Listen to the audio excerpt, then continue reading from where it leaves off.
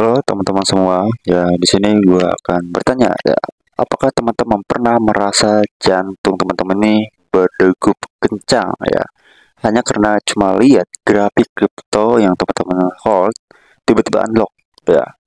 Jadi bayangkan, jika setiap penurunan harga hanyalah angin lalu dalam perjalanan investasi teman-teman, bukan sumber stres ya. Di sini teman-teman akan menemukan cara cerdas untuk mengatasi ketakutan, menjaga pikiran tetap tenang, tetap jernih, dan menikmati perjalanan investasi kripto teman-teman ya, tanpa harus panik ya.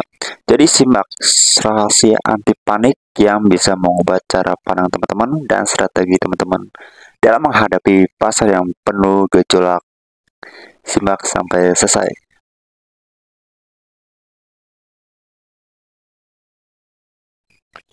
Bagaimana cara investasi di kripto tanpa panik? Di sini banyak pemula ya, coba ngacung tangannya, yang mana pertama kali terjun ke market kripto dan selalu mengalami masalah psikologisnya.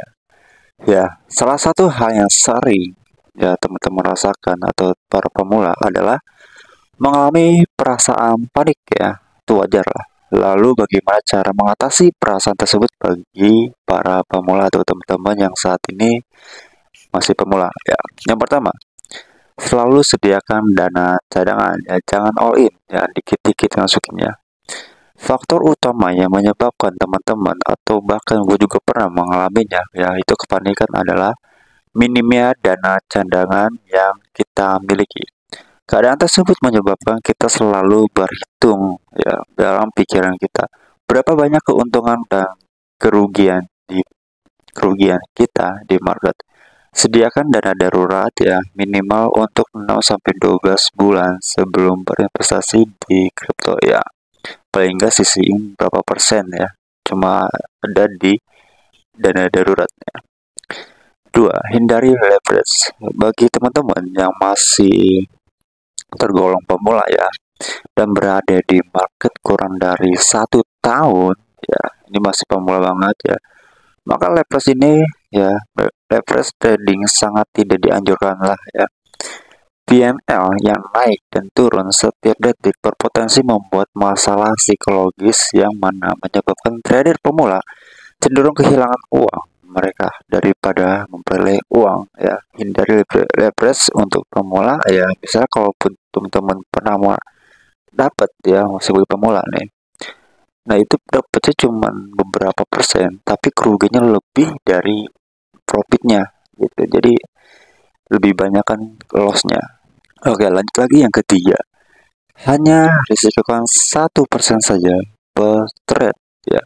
Buat teman-teman yang masih memiliki mental untuk trading ya, terutama di future ya, maka selalu resikokan tidak lebih dari 1% untuk trade karena memang market crypto sangat volatil, apalagi ketika kalian trading altcoin dengan leverage.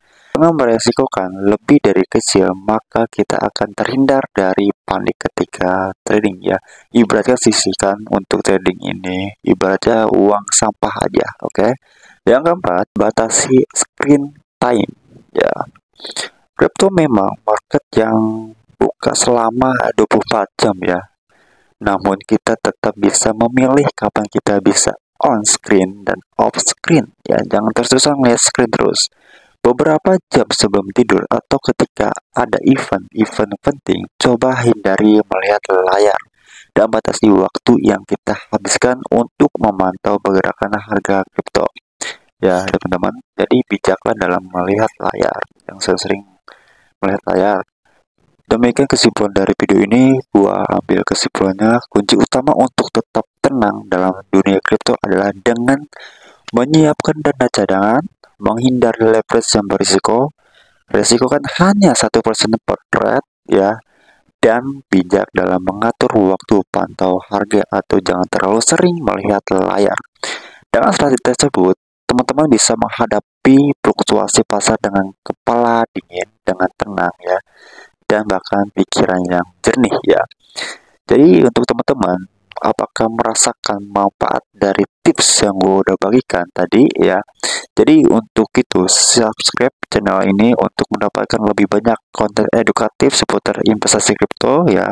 Gak cuma edukatif kripto, tapi gua akan memberikan video edukatif yang berbagai jenis ya. Bersama gua kita akan tumbuh menjadi investor atau bahkan menjadi orang yang cerdas ya dan sukses. Jadi untuk teman-teman, terima kasih udah menyimak sampai selesai video kali ini dan sampai ketemu di video selanjutnya.